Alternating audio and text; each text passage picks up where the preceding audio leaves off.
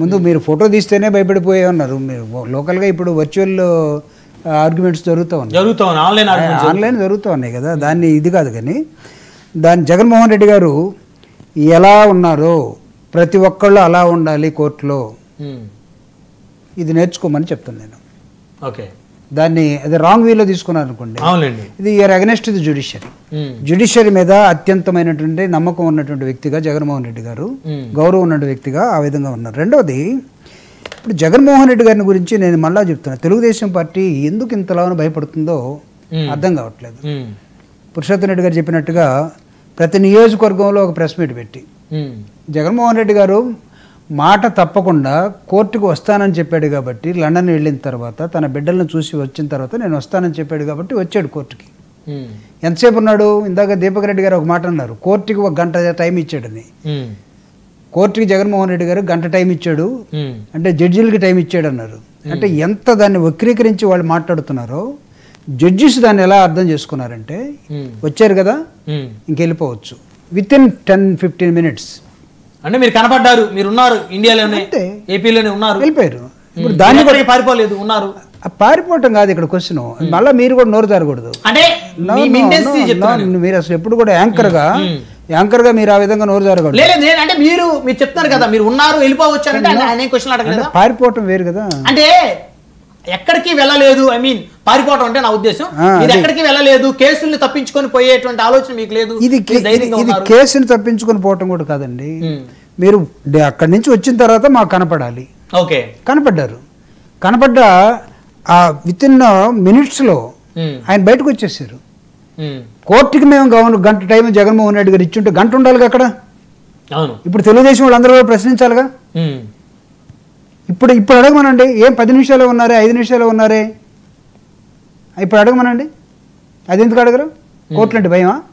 జడ్జిలు అంటే భయమా? ఆటోమేటిక్గా ఎవరికైనా భయం ఉంటుంది కదా సార్, చట్టాలు న్యాయవ్యవస్థ అంటే.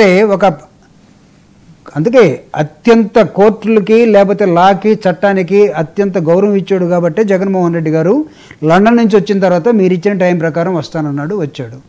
ఎస్, ఆయన మాట ప్రకారం వచ్చాడు, ఇక మీరు వెళ్ళిపోవచ్చు. ఇది జరిగింది. దీనికి 1 గంట టైం ఇచ్చాడు. రేపటి నుంచి మళ్ళీ చెప్పాలి కదా, ఓన్లీ 5 నిమిషాలే ఉన్నాడు, ఎందుకున్నాడు 5 నిమిషాలు, 1 గంట ఉండాలి కదా అని వచ్చిన ఆర్గ్యుమెంట్ ఏమన్నా ఇంకా ధైర్యం ఉంటే వాళ్ళు చేయాలి కదా. అది ఎందుకు చేయలేకపోతున్నారు? జగన్మోహన్ రెడ్డి గారు అంటే అడుగడుగున భయపడుతున్నటువంటి తెలుగుదేశం పార్టీ. అసలు వాళ్ళు పాపం గెలిచారే కానీ ఏదో ఒక విధంగా. మొన్న ఒక అతను తెలుగుదేశం అతనే చెప్తున్నాడు, ఒక అతను పేరెందుకులే పాపం ఎమ్మెల్యేనే, మా వాళ్ళందరూ కూడా అనుకుంటున్నాం కానీ గెలిచామని, మా వాళ్ళు అసలు ఓడిపోయిన దానిలో ఉన్నారండి, మొత్తం గెలిచాం ఉన్నాం అంతే. ఇప్పుడు కూడా వాళ్ళ భ్రమంతా ఎలా ఉందంటే, అసలు జగన్మోహన్ రెడ్డి గారు మళ్ళీ ఎక్కడొచ్చేస్తాడు అసలు అసలు మొత్తం ఇప్పుడు తెలుగుదేశం ఎమ్మెల్యేలతో టచ్ లో ఉన్నారు. అది నువ్వు మరి ఇంత దరిద్రం అంటే విషయాన్ని మాట్లాడతా ఒక్క నిమిషం. అంటే ఎంత భయపడిపోతున్నారంటే జగన్మోహన్ రెడ్డి గారు అంటే, ఆయన ఓడిపోయిన విషయం మర్చిపోయి, లేకపోతే ఓడించబడ్డాడు అనేకమైన కుట్రల ద్వారా అనేది మర్చిపోయి, అసలు జగన్మోహన్ రెడ్డి గారు మళ్ళీ ఎక్కడొచ్చేస్తాడు, మళ్ళీ ఆయన కదిలితే వీళ్ళ రియాక్షన్స్ ఎలా ఉన్నాయంటే, నిన్న ఒక అతను, నేను సాక్షి టీవీలో 7 o'clock ఉన్నమాట, ఒక అతను ఇంకొక టీవీలో నుంచి మాట్లాడుతున్నాడు, హెడ్మాన్ చంపినట్టుగా ఎన్కౌంటర్ చేయాలట. What is this? ఎక్కడికి వెళ్తున్నారు? అనేకమైన పొలిటికల్ పార్టీస్కి భారతదేశంలో విభిన్న దృక్పథాలు ఉన్నటువంటి ఈ సమాజంలో అదే కదా, వివిధ రాజకీయ పార్టీలు వివిధ మేనిఫెస్టోలు, చట్టం కూడా తన చేసుకోదండి. చట్టాన్ని కూడా మనం పోయి ప్రశ్నించాలా, లేకపోతే టచ్ చేయాలా, అప్పుడే అదే వస్తుంది లైన్లోకి. అంతేగాని చట్టం తన పని తాను చేసుకుపోతుంది. ఈ స్టాండర్డ్ ఆఫ్ డైలాగ్స్ అన్ని వద్దు అసలు. చట్టం తన పని తాను ఎప్పుడు చేయదు. చట్టంతో చట్టం ప్రకారం పనిచేయించాలి, అది జరుగుద్దు. కానీ చట్టం తన పని చేసుకోబోతుంది ఇది కాదు. ఇక్కడ ఎక్కడ దాకా వెళ్ళారంటే, జగన్మోహన్ రెడ్డి గారిని ఎన్కౌంటర్ చేయాలి. ఎందుకు? హైదరాబాద్ వస్తే హైదరాబాద్లో అంతమంది జనం వచ్చినందుకట. ప్రజానాయకుడికి జనం రాకుండా ఎందుకుంటారు? అసలు ఒక రాజకీయ పార్టీ నాయకుడు ఓడిపోతే ఓడిపోయి ఉండొచ్చు, అతను ఓడిపోలేదు అని భయపడుతూ ఉన్నటువంటి తెలుగుదేశం పార్టీని, కూటమి వాళ్ళని ఏమనాలో, ఎలా అర్థం చేసుకోవాలో అర్థం కావట్లేదు అసలు. ఇందాక స్వాములు గారు అన్నట్టున్నారు చూడండి, 40% కాకుండా 60% దారుణంగా ఉన్నారని. అంటే దాన్ని అసలు మీరు దీపక్ రెడ్డి గారిని ఎందుకు అడగలేదు మీరు ఆ మాట?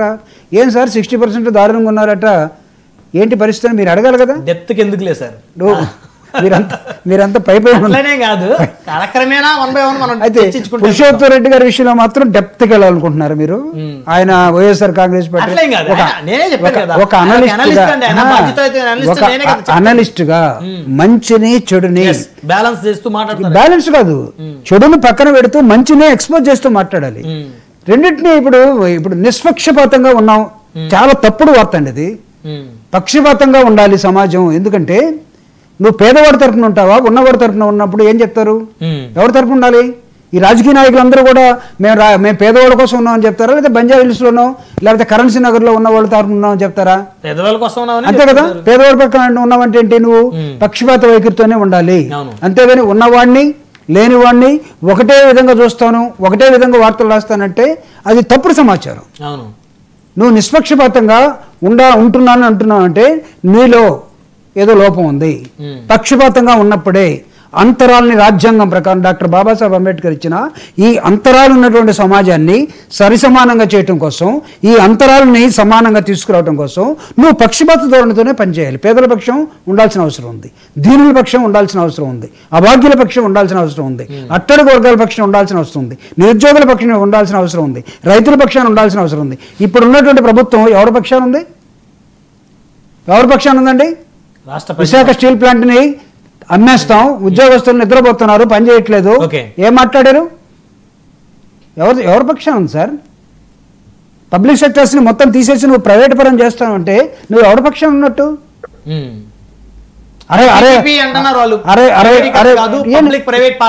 పార్ట్నర్షిప్ ఎక్కడ ఉంటుంది అసలు? పీపీపీలో ఉన్న మోసమే ప్రైవేటీకరణ.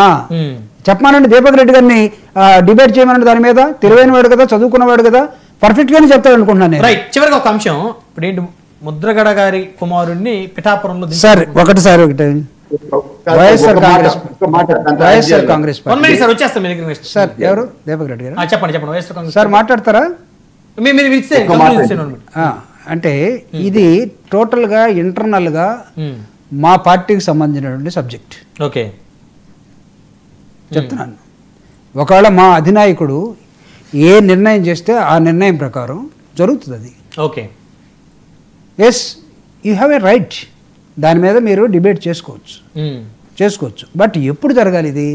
ఈస్ట్ వెస్ట్ గోదావరి మొత్తం మాట్లాడుకుంటున్నారు అంటే 99 టీవీలో మీరే మాట్లాడతా ఈస్ట్ వెస్ట్ గోదావరి పాపం మాట్లాడిన పేరెందుకు? ఇదంతా చర్చ అంతా అక్కడ నడుస్తుంది. లేదు 99 టీవీలో బ్రహ్మనాయుడు చర్చ పెట్టాడు ఈ సబ్జెక్ట్ మీద. వెస్ట్ గోదావరి పోనవసరం లేదు, మనం ఈస్ట్ గోదావరి పోనవసరం లేదు. ఎస్, పార్టీ సీనియర్ మోస్ట్ నాయకురాలైనటువంటి డైనమిక్ లీడర్ అయినటువంటి వంగగీత గారిని ఒకవేళ మార్చే పని అయితే పార్టీ మారుస్తుంది. లేదు తను ఉండాలనుకుంటే తను కూడా ఉంచుతుంది. డెసిషన్ పార్టీది. కాబట్టి మా పార్టీ డెసిషన్ ఇంకా రాలేదు. గాలి వార్తలను పోగేసి